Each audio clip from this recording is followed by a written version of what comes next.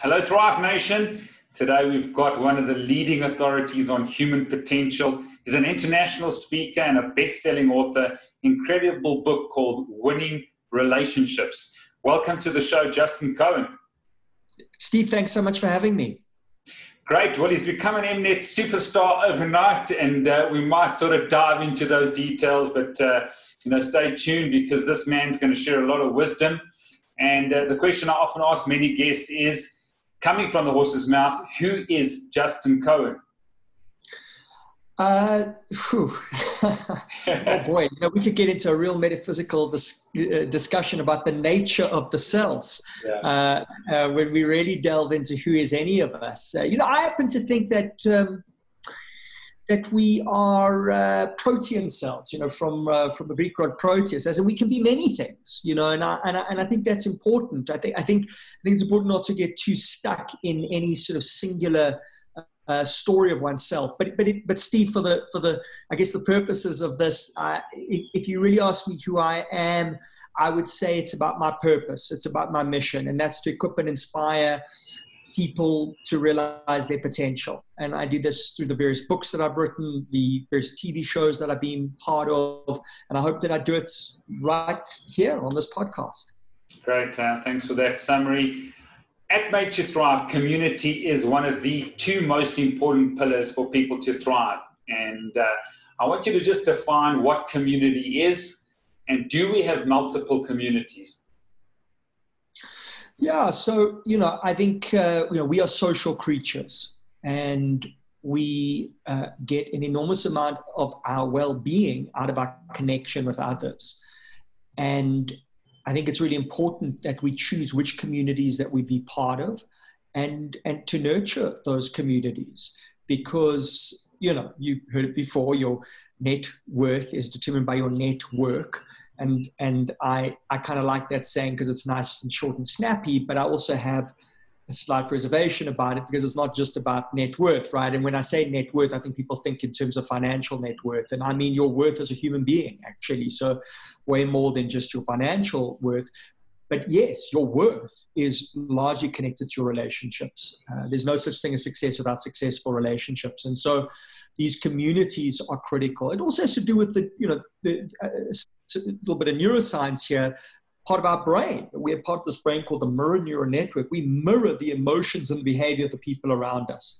So if a close friend of yours becomes morbidly obese, you have a 64% increased chance of becoming obese yourself. Now, that's no excuse when you put on weight to blame your buddy. But the fact is, unconsciously, we pick up on the behaviors and the emotions of the people around us. And so that's why the communities that we are part of, there's an old African saying, it takes a village to bring up a child. Well, it takes a community to make a human being. Great. Tell us what's happened with C19. We haven't discussed it over the last 27 shows much, just because we wanted to avoid all the hype. What's happened to social interaction, the communities, and people sort of really becoming more disconnected? Becoming more disconnected, Steve, sorry, with regards to? Just because our social sort of connectedness, getting together, sharing meals, getting together at events, people in, your homes, and just, engaging with people. Yeah. Well, I think we clearly made a mistake by calling it social distance, because right now you and I are not socially distanced. We are physically distanced, but we're certainly not socially distanced. And so I'm a big fan of the technologies that we have created that have enabled us to connect even in a pandemic. In the Spanish flu of 2019, or rather 1919, they didn't have this. They never had this opportunity. When they were practicing social distancing, and yes, back then they did, because even back then we knew that social distancing and masks were important. This is not new science. We've known it back for over 100 years.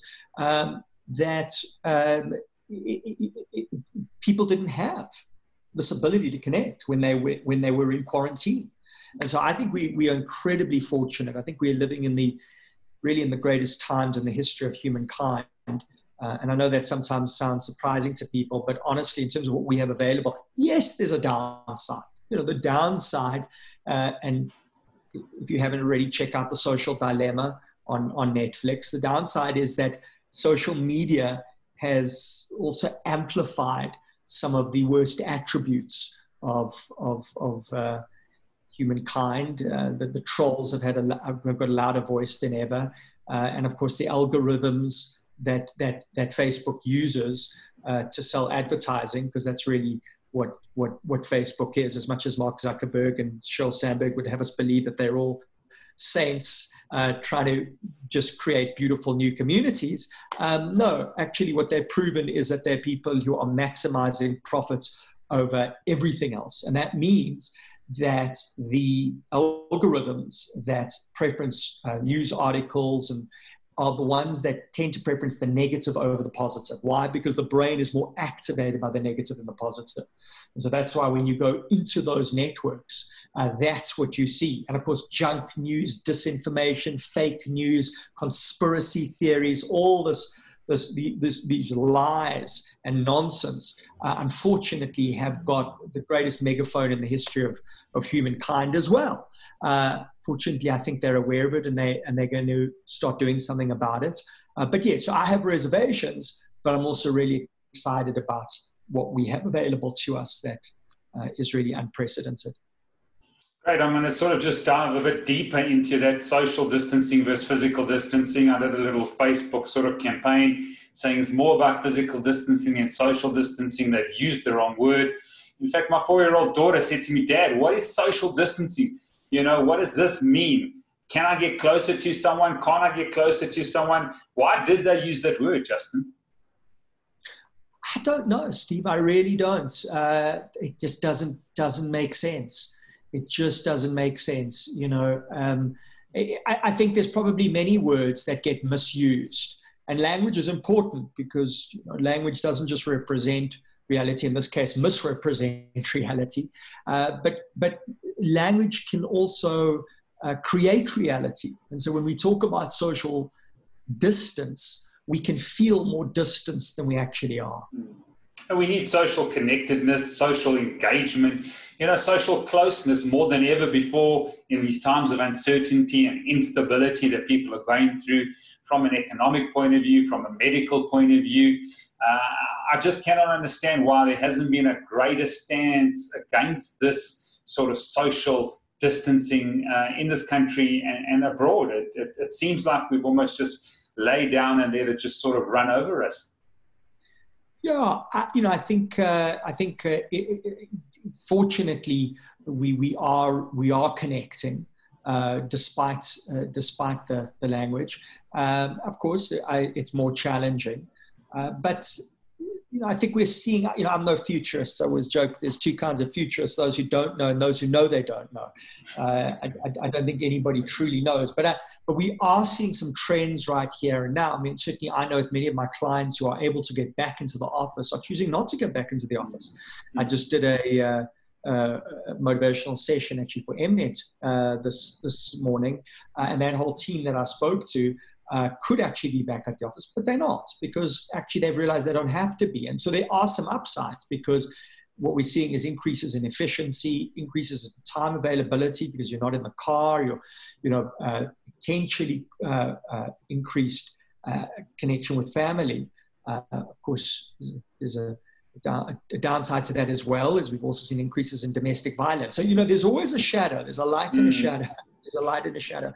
And I think that we see this clearly in this pandemic. But Justin, they're not connecting at work. I mean, how culture is going to actually sort of be established? I think of the Stanford prison experiment, how the culture, the organizational culture impacts people's health, well-being, performance. Can they really connect over this type of forum, over Zoom and these other platforms? What's going to happen to company culture? Can we not see that it's going to be diluted to a large degree? And those that didn't have a strong company culture, they're going to start sort of whittling away with regards to their purpose and their own vision. I mean, if you're choosing not to go in, there is going to be a downside in terms of how you read someone's body language, how you connect with them over a coffee, how you have a drink of water at the water station. What's going to happen to company culture? Yeah, well, I think what we're going to see is adaptation. And that's what's been incredibly gratifying for me over this past lockdown period, is to see how people do adapt.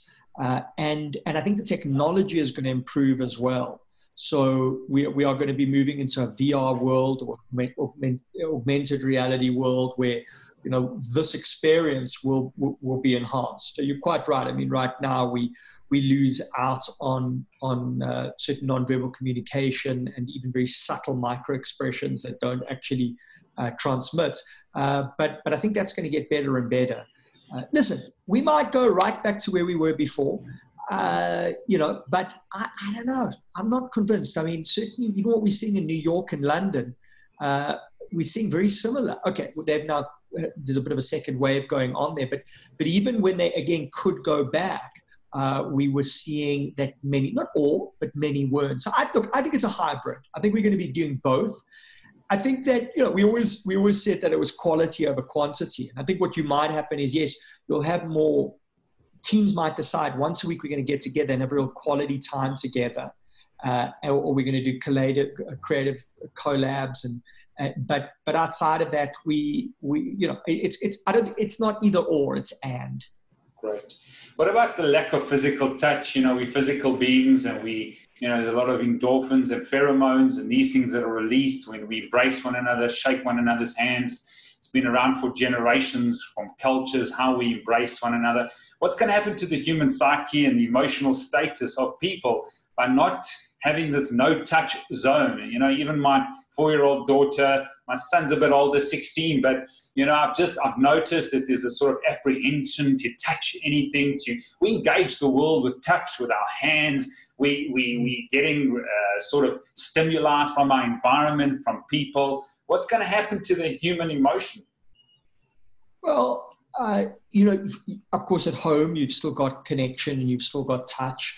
I think also what's happening outside of home is temporary. You know, I think that's temporary. We're going to get through this. You know, this is one of the things about the human mind. It tends to fixate on what's going on now as an indicator of what's going to go on forever. You know, it's like when recessions, people think, you know, there's going to be a Great Depression that's never going to end. And when things are going up, I mean, even hear economists saying this, which sounds so absurd. I mean, I've heard economists, when the economy, we came off this great run a few years ago.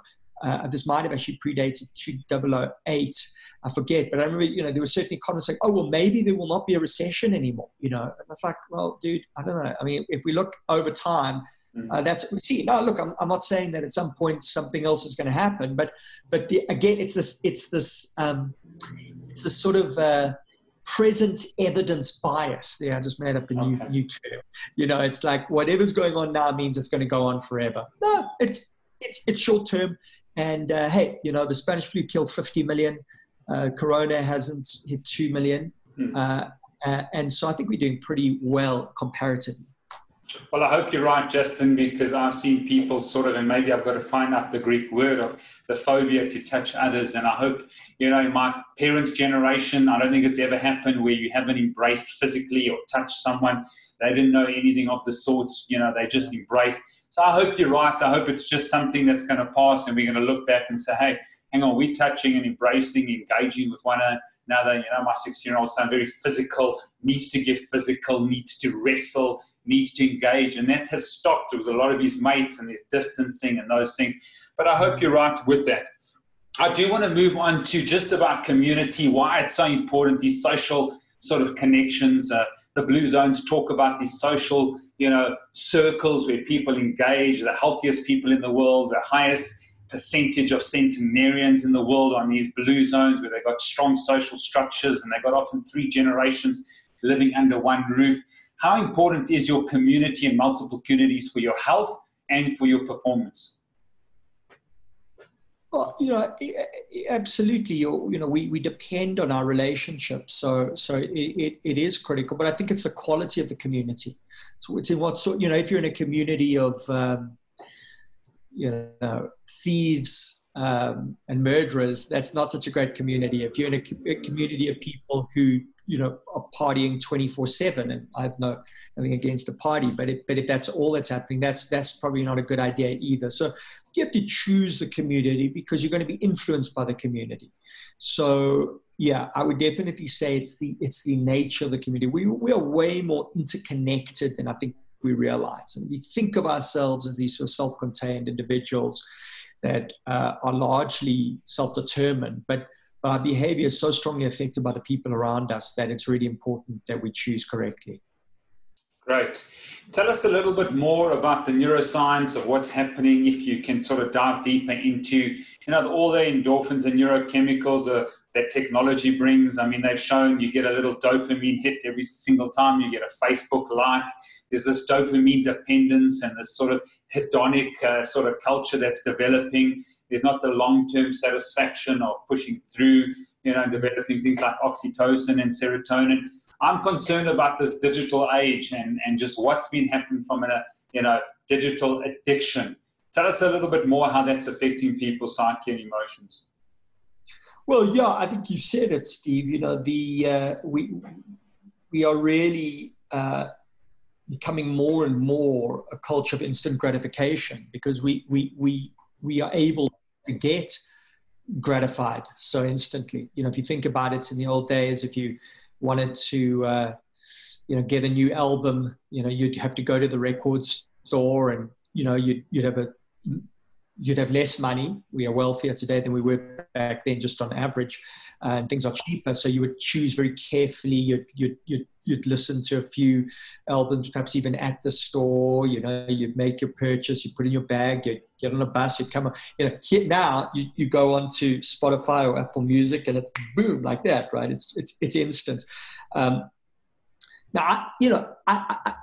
I say that as if it's a bad thing, and I don't think that is a bad thing. I can tell you that as a lover of books and a reader, the Kindle was the best thing that ever happened technologically for me, because there were books that I couldn't get easily in South Africa. I couldn't get them at the bookstore, and I could go on Kindle and I could get them instantly, right? So that's fantastic. It saved me a lot of time. Right now I'm doing my doctorate. I mean, geez, when I last studied, back in 1994, I mean, if you were writing a paper, you know, you go to the library and you go, and there were these shelves of periodicals, you know, you'd have to call the librarian to help you and get on a ladder sometimes and go and find the periodical from that particular year and pull it out and lay it down and try and find the article, and then sort of you'd have to copy something out, read it, copy something out of it, get it back. I mean, today, I literally have, I'm studying at Middlesex in London. I've got the entire university library on my computer. You know, I can get those instantly. In fact, I'll get papers that I wouldn't have got before because I actually get suggestions. Oh, if you read this, you might be interested in this article. So this is incredible, right? But again, there's always a shadow side, right? And I suppose it's that when things are so instantly available, we might not give them the due consideration. We might not contemplate them as deeply, right? I think when it comes to the instant gratification, you know, you spoke about the dopamine fix addiction that you get from your phone going off, you know, checking every notification. Look, you're pretty much then a slave to those apps. I mean, if you've got your Facebook app and you're getting every notification that comes through, they've essentially got inside your mind, and they are determining everything that you look at. And by the way, they don't have your best interests at heart. God bless Sheryl Sandberg and Mark Zuckerberg, but they don't really care about you. These people primarily care about making money. Whenever they say they care about making money, and that's why in Burma, what's all the news that's out there? It's racism about the Rohingya, because again, that's news sells advertising and has led to a genocide. Thank you, Facebook. So understand, Facebook doesn't love you, doesn't care about you. Facebook cares about your wallet. It cares about making money out of you. And so it's going to keep on sending you these notifications, because when you do, it takes your eyeballs and it shoves advertising at you so that you can look at more things that you think that you need to be a self-respecting human being, right? That's what's happening. So we need to be, this is pollution. This is mind pollution. And so we need to be very careful about what, again, I have no problem with this device and apps and notifications, but you decide what you want to be notified on, right? You decide what you want to subject yourself to. So, yeah, I think, you know, we've got to be careful. What they have got is a very refined understanding of how the brain works. And they know that the brain loves surprise and it loves that little reward of the beep. And so that's what it does. And so in a sense, we become Facebook's dog, Pavlov's dog. We're now Mark Zuckerberg's dog. That's what we've become. So we need to be very careful. I don't want to be his dog. So by the way, I'm on Facebook. I mean, you can find me on Facebook, but I turn off those notifications. I do not go check every day. I push more than I pull. So they call it the bottomless bowl, right? You keep going and keep, because they want to keep you there longer and longer. By the way, Netflix does this as well. Everyone does it, right? They want to keep you there because the longer they keep you there, the more money they make. That's what it's all about, ladies and gentlemen. Money, money, money, money, money. They can't get enough. They can't get the billions. They're not happy, right? Because guess what? They're also on a treadmill. They're also on a damn treadmill because it's not enough. 1 billion, 2 billion, 3 billion, it's not enough. Not that it makes any difference to their emotional well-being, but they are as addicted to the dopamine. It's just their dopamine is another billion. Your dopamine is one little notification from them. Their dopamine is more money. They just ching, ching, ching, ching, ching, ching, ching, ching, ching. So yeah, I as you can hear, I'm a bit pissed off about what's happening. But I think you know they're also on their treadmill. Let's not blame them, but let's choose how we respond to what they shove in our faces. Totally agree with you, Justin. I think you just said it incredibly well there. I want to know how we evaluate and assess our communities, because we now got to switch off these devices. Yes, they have their place, like you've said. But how do we evaluate whether we've got a very close community? Is it acceptance? Is it love? Is it people that really, switch off their phone? I mean, I just go and have a meal. And we've got a rule in our family. We don't look at our phones when we're at the table at home, and when we go to a restaurant, we don't look at our phones. I mean, I've done a lot of studies on what happens when you look at your phone while you're at dinner or when you're out, what you're communicating to the other person.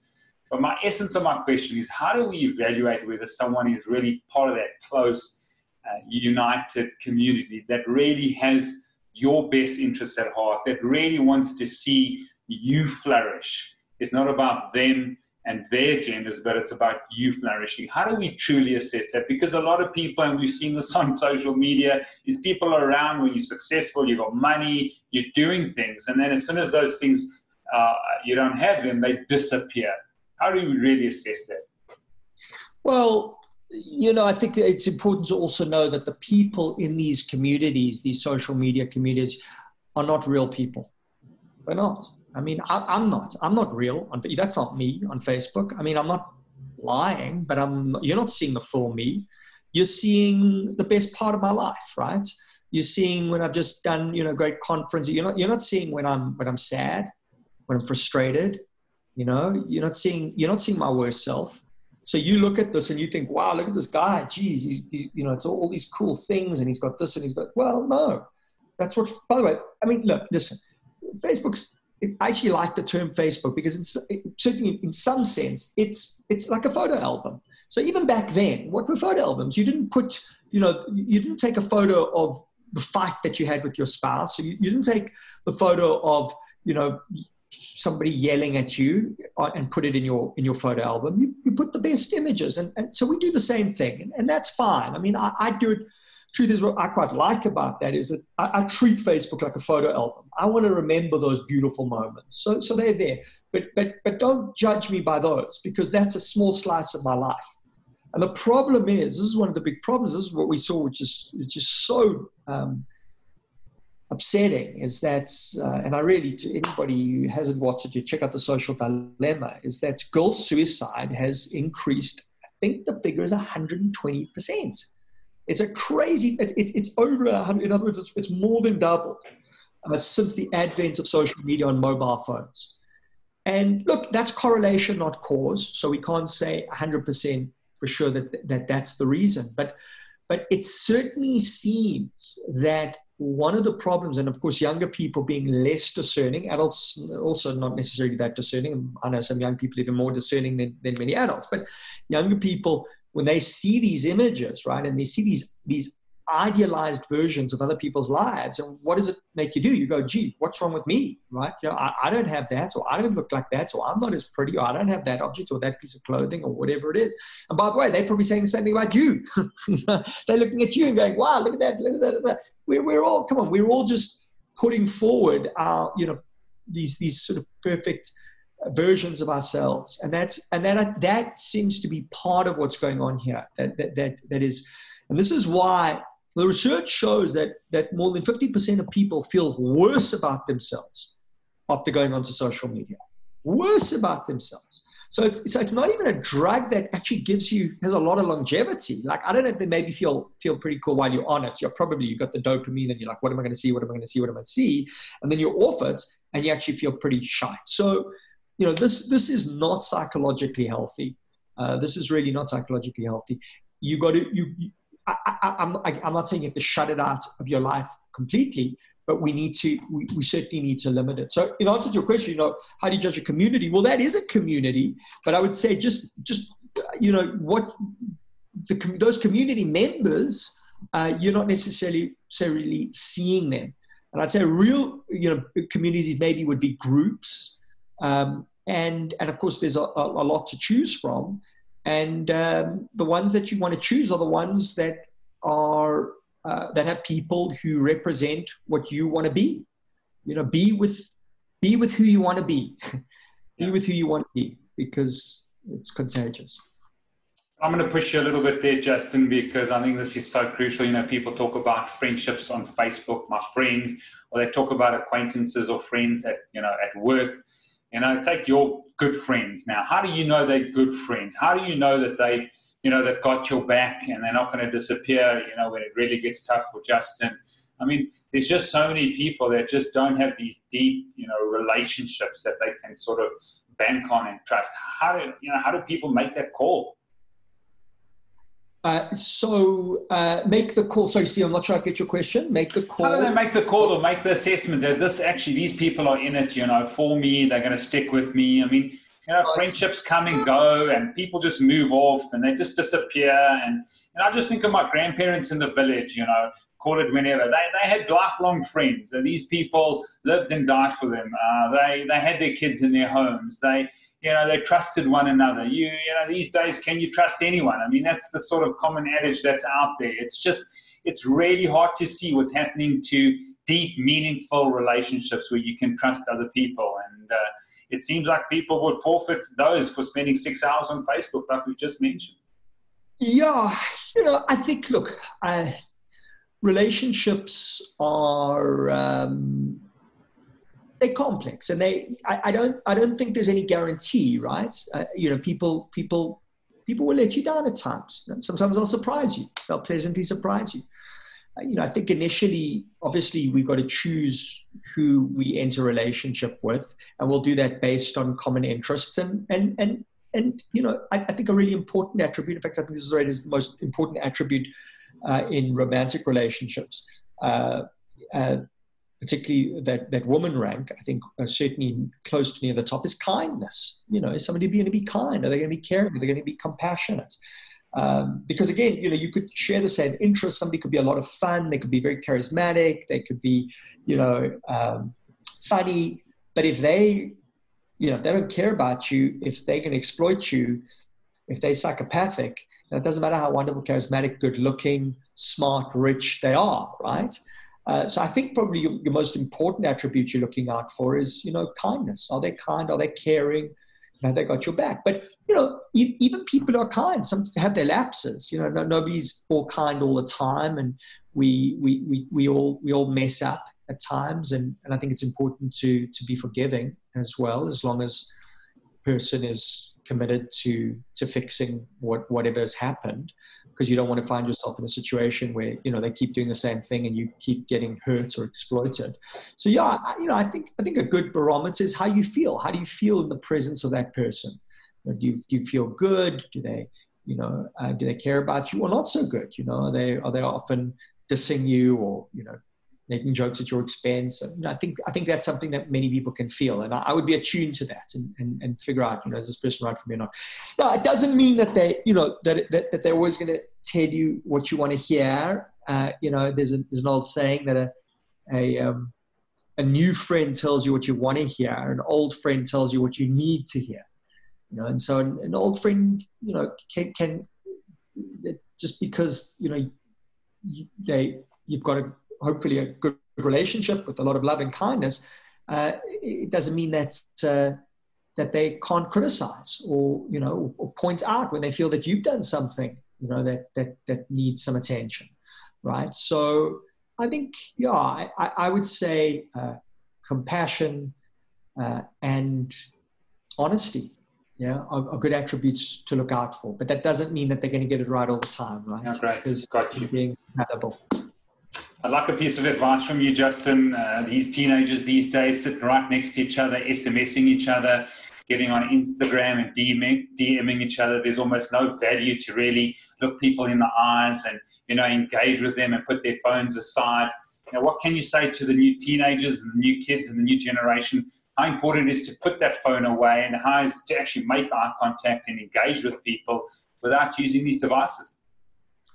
No, look, I mean, hey, this is incredible. You know, I mean, it just blows me away. I mean, you got pretty much all the information in the world in the palm of your hand. You got more power than what it took to get the Apollo to the moon. I mean, people talk about becoming cyborgs. We're already cyborgs, right? It's just that the cyber part of us is external to our bodies. But if Elon Musk has his way, it'll be implanted as a Neuralink. So, yeah, I'm very excited about this world that we live in, but there's that downside, right? And the downside is that you get used. You get used by the big tech companies so that they can make more money. And I think, you know, the question that I would have to anybody with this device is, how much of this device how much of the time that you spend on this device are you using consuming content versus creating content? Right? Excellent. So I'm a big creator of content, right? I'll put a lot of content out there. The truth is, I'm a bit selfish on social media. I don't consume a lot of content. Like, I don't just go down and check everybody's posts for an hour. Like, that's just not my thing. I don't do it, right? So I'm putting content out more than, so that's important. Now, I'm not saying all consumption is bad. You know, one of the things that I did, you know, it's really useful to, and there's apps that can show you, that can tell you how long you spend on particular apps. You know, if you're finding you're spending hours a day on TikTok or Instagram, you know, you've got to say to yourself, well, you know, am I a creator and an influencer, and I'm actually putting great content out there? Great. Or is all that time just consuming? Because if it is, then it's that, you know, it's empty calories. It's like eating chocolate cake, and it's tasty, but it's not going to help you in the long run. Yeah. You know, you're spending all those hours. That's just not valuable. So one of the things, so I've never really been big into social media consumption, but I do like news. And so I've got on my phone, I've got News 24 and CNN. And we think, oh, we're watching the news, that's so valuable. No, it's not. You don't have to know the news every hour. You don't have to, if you want proper news, you want actually news analysis. Yeah. And I find I get that from The Economist or from Time Magazine once a week. And I just need headlines once a day. So I started thinking I'll only check news once a day, because that was my little addiction. I was checking the news too much. Certainly no alerts. Never had that. It's ridiculous. But I check the news once a day. I don't even need to, right? Like I tell myself, oh, I should know the headlines every day. I don't actually. The world's not going to stop because Justin Cohen doesn't know Donald Trump's latest outrage. I mean, it's not going to, but okay, it's my little indulgence. I check it once a day for 10 minutes. I go through the news, and that's it. So we've got to be disciplined. We've got to be disciplined with ourselves because this is a drug. It really is a drug. It operates in the same way as a drug. It's the same dopamine boost that you get from cocaine, right? Very, very similar. It's not exactly the same, but very similar you're getting from this.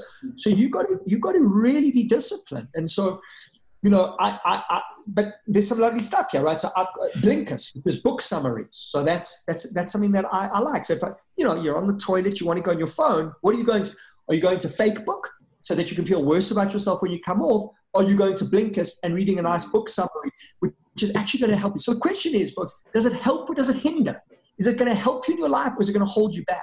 Right? That's the question you want to be asking yourself. And because you're going to be doing this every day, right? Just the way it works. So what are you doing every day? Are you doing fake book or are you doing book summaries, or inspirational quotes or, what is it? Incredible, Justin. I love the way you expressed it. That was fantastic. I'm going to push you now. I'll give you a scenario. My son is SMSing to his friend sitting right next to him on WhatsApp. They're not putting their phones down. They're not engaging one another. They're not making eye contact. They're literally SMSing one another. How do you approach that situation? As a parent, or as a man with a psychology degree, doing his doctorate, as a man who's got a postgrad in psychology, how do you address that situation? So how you would influence him to change his behavior? Well, let's talk about the behavior. Do you think that is correct behavior? Do you think that's a normal social behavior because it's happening left, right, and center? People, the kids today, from what I can see, cannot communicate with each other. They cannot communicate to adults. They literally communicate through these devices. I'm concerned as a parent myself. I know you're excited about technology, so I'm also excited about it. I think it's incredible. It's been a game changer in many respects. I just feel social skills and interactions and engagement and social closeness has actually gone backwards over the last 20 years. And so how would we address the situation? Yeah, so I think there is some evidence to show that the Gen Zs and the younger generation may not have the same social skills because they don't engage socially as much.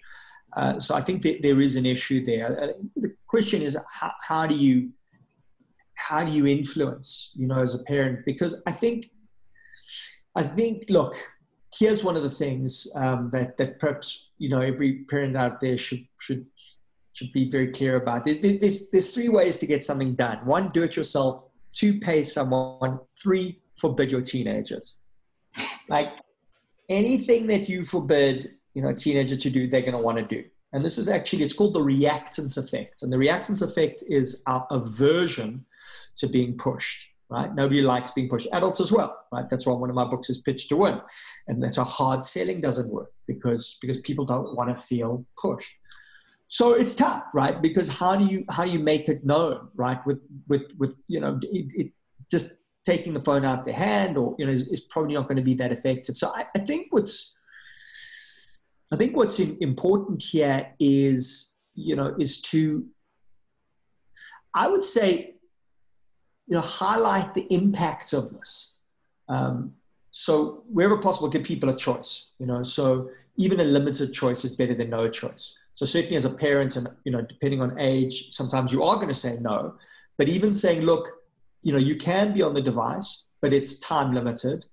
And, do you want to then do it in the morning or the evening, or do you want to do it, so giving some choice about when it's done, right? So I think rather than taking it away, which I don't think would be a good idea anyway, because there's a lot of good value here as well. And then I think, perhaps drawing attention to the fact that, one of the things that we know is my latest book, Winning with Relationships, is that the single most important ingredient of success, and this is not just an opinion. This comes from a Harvard study from the 1930s, the longest longitudinal study of all time, called the Grand Study of Thriving, tracked these people for their entire lives and found that people who were highest on this one factor earned on average $120,000 more than those who were lowest. What was that one factor? The strength of their relationships. Strong, warm, loving relationships, we're going to be successful and happy. Weak relationships, not so much. And so I think it's important, to help, would be important to help anybody who's disconnected physically from somebody else or socially.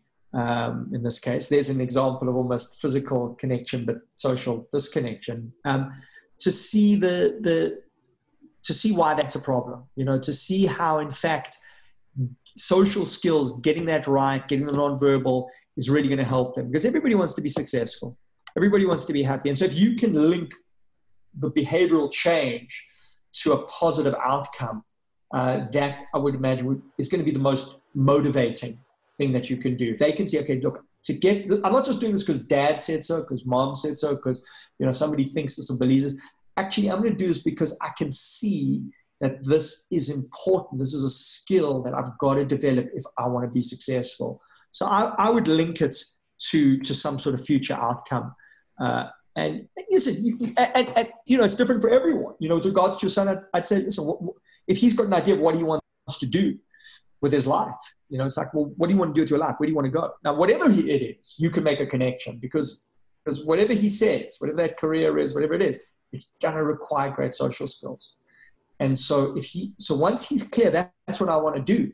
Even if it's being like a famous footballer, because I guess many kids, that's what they want. Well, guess what? To be a great footballer, you've got to have great social skills, right? You don't go on the field on your phone, right? So you've got to be able to read body language. You've got to be able to make eye contact. You've got to be able to. So I think making the connection.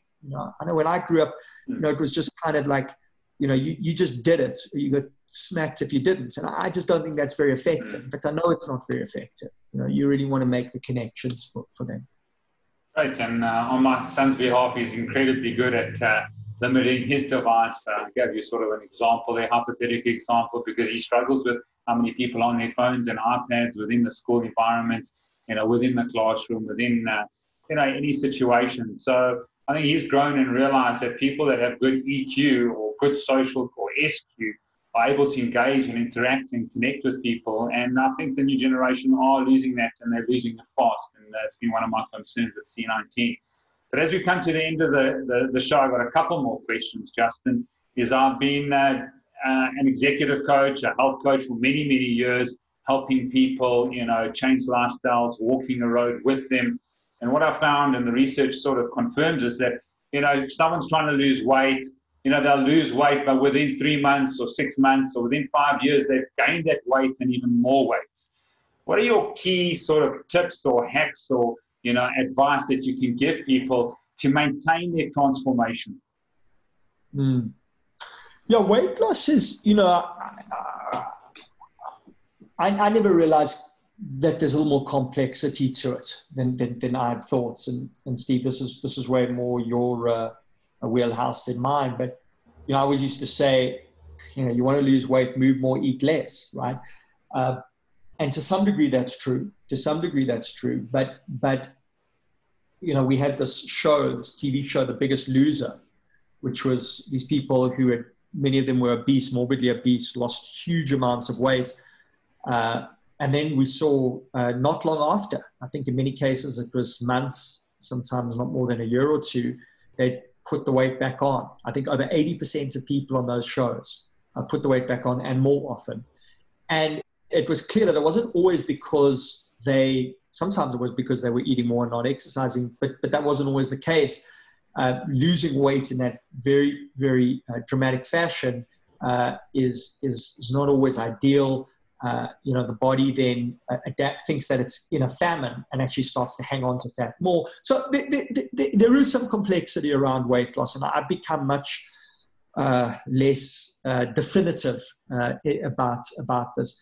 But I think if we look at the cases of people, firstly, the idea of a diet is a problem, right? Because a diet is short-term. It's not really about diet. It's about lifestyle changes. So it's about incorporating healthy eating and exercise into your life.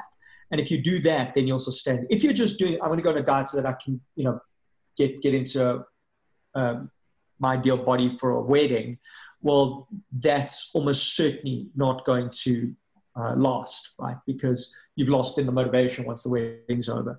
So you're looking at real lifestyle changes. You spoke about communities. It's about getting into communities where, people are fit and healthy and eating healthily and sharing recipes, healthy recipes. It's all about habits. Habits are the holy grail of Tell us more, Justin. And I think maybe I redirected you in the wrong way. Any sustained transformation, whether it's weight loss, whether it's exercise, whether it's, putting your shoes away, whether it's keeping your car clean, whether it's being disciplined about, email. What are the key pieces of advice for people to maintain that transformation? Well, look, habits are the holy grail. Aristotle said excellence is not an act, it's a habit. Habits are an addiction as well. Addictions can be good. And so positive habits are great addiction. So it's like, I always use the example of brushing your teeth. You didn't always brush your teeth every day. In fact, in the beginning, you didn't want to brush your teeth. Your parents had to drag you to brush your teeth, right? You didn't want to do it. It was horrible, sticking this thing in your mouth and tasting funny or whatever. Now, you're a teeth brushing addict, right? I mean, you wouldn't dream of not brushing your teeth. And if you did, you'd get withdrawal symptoms, right? You'd start to wonder about your breath and you'd feel unclean. And so you're an addict. And that's why you brush your teeth every day. Well, guess what? You've got to do the exact same thing with any other behavior that you need to adopt for success, because whether it's creating financial wealth, physical health, a great relationship, it's all about habits, right? And what are habits? Habits are incredible. They put us on autopilot, right? Where we're doing it automatically. We don't even realize we're doing it. And the problem is, why do most people give up on exercise? Why do most people give up on healthy eating? Why? Because they haven't let it become a habit. So it's usually before. Habits, it varies, depends on the habit, the person, the technology you use to take on the habit, but it's usually around 30 days. Within those 30 days, you've got to be very conscious and focused. It's like when you first started driving a car, you had to be conscious of every movement, right? It wasn't a habit yet. Now, I've watched people drive their cars, do their makeup. I mean, because that just on autopilot, right? Not that that's a good idea. Don't do that. So it takes a while to get there. So understand it's going to be painful initially because it's not wired into your brain. Yeah, so you have to be super conscious and deliberate about it. But once it gets wired and it happens automatically, beautiful. Then you're on autopilot. People say to me, Justin, you're so disciplined, you exercise every day. And man, nothing could be further from the truth. Let me tell you something. It is a discipline for me not to exercise. Like if I hurt my back last week, physio was like, look, you need to just don't exercise for the next couple of days. That's a discipline.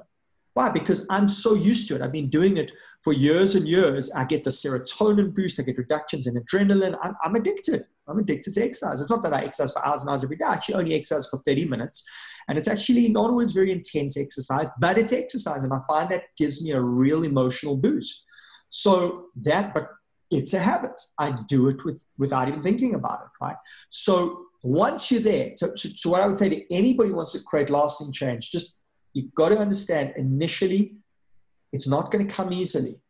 And that's why you need social accountability. You need to make a commitment, let somebody hold you accountable, maybe get a goal buddy. But there's a lot of things that you can do.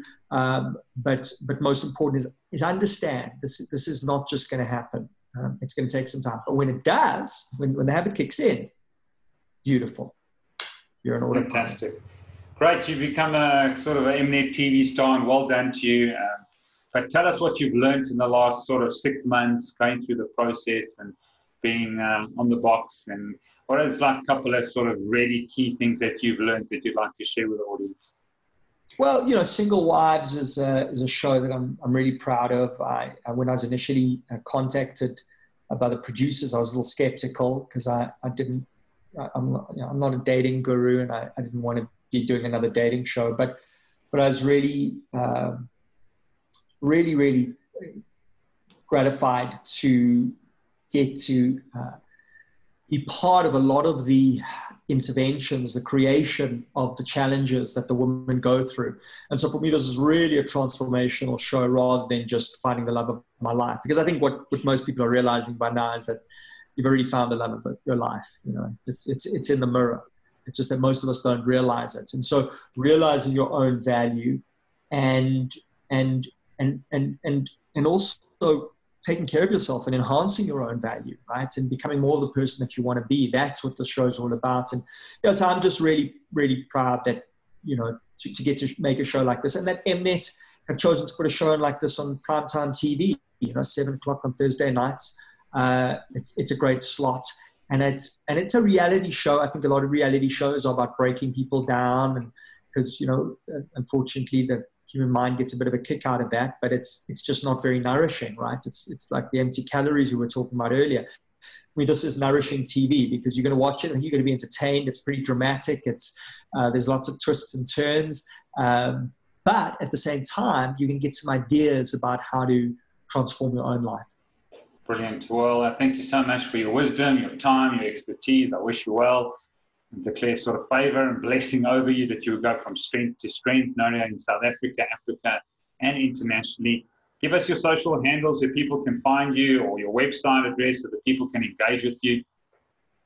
Thanks very much, Steve. I love the fact that we've been dissing social media, and now I'm going to give my social media handles. Well, I tell you what, I only give my social media handles if you don't, if you limit your consumption of your social media, and mine included. But it's the social media I do tend to post. There's a lot of inspirational quotes.